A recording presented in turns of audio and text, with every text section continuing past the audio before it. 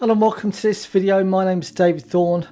In this video we're going to be talking about how to create databases, to drop databases, and basically just create them if they exist, if they don't exist, and drop them if they exist, and so on. Just as many things that we can do with the create, or as many things that we can simply do with databases as possible. And that's the only thing. We're not going to get into create tables or any views or anything like that, just purely databases. So we're here on the mysql.com website, and as you can see here, create database statement. It starts with create, and then database or schema, they are synonymous with it. They are basically the same thing. And then we've got if not exists, and then the database name as well.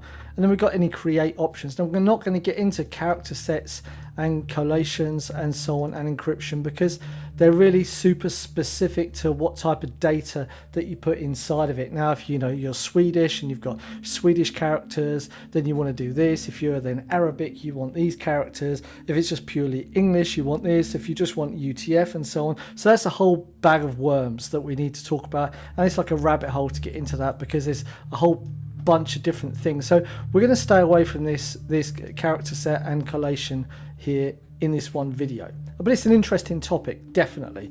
That said, let's get started. All right, so as we saw, we've got the create database here, but before we do this, let's just say show database to see what we've actually got. And we've got information underscore schema, performance underscore schema, MySQL, and sys. So let's start by creating a database of MySQL. Now we know that it already exists, so we should get some kind of error here, some kind of warning.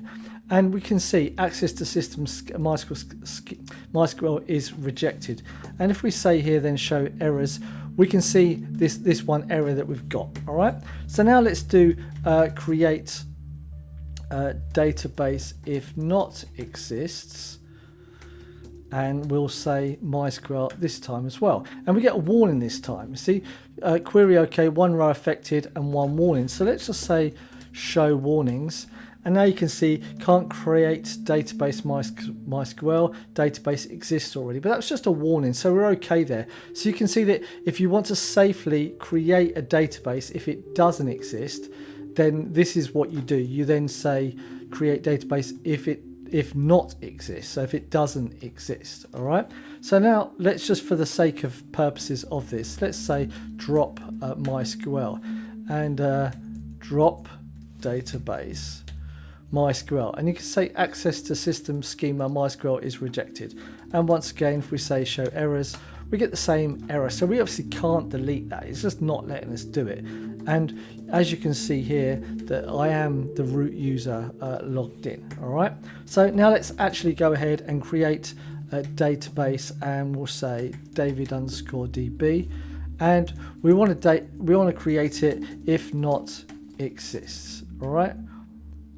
Yes, so now we can see one row affected, and there was no warnings, no errors. And if we say show warnings, we get no warnings, and we get no errors as well. So super happy there. Now we can say show databases, and we have David. Oh, it was there. Okay, so let's now drop. This is a perfect example that wasn't supposed to be. So drop database if it exists now, and we'll say David underscore DB, and you can see that we get 0 rows affected, and let's say show databases once again, and we can see that it's now gone, right? But if we now run it again, we get one warning. So we'll say show warnings, and okay, show warnings. Okay, so empty set doesn't have anything to say. So now we can just basically say create database once again, and we'll say David underscore DB. And now if we run create database David underscore DB, you now can see that we get an error. So we can say show errors here, and we can't create database exists. All right, so this is all well and good. Right now we've gone through the create database, drop database if exists, and we want David Scott under DB. And once again, we could go around in this circle a whole bunch of times, and you can see that it's nothing more than create database, drop database, and whether then you can use if not exists as well, or if exists also. So it's really quite simple. And if we go back to the actual documentation here, the only thing that's missing after that, like I said, is the character set and the collation and the encryption. Now you can start altering the database and so on, but that's all once again to do with the collation and the character set as well, and the encryption. So we're not going to get into that, because if you need one database and you need it all to be the same character set or collation, you can set it at a server level as well, which means it will just take on the server level. So, but if you need lots of different databases with lots of different character sets and so on, then it's better to set them at a database level. All right, but it is another topic for another day. With that said, I think we've covered as much as possible on this. Now, obviously, you need to have the correct privileges to be able to create databases too. But that's all part of a privileges video, which I'm not going to get into here.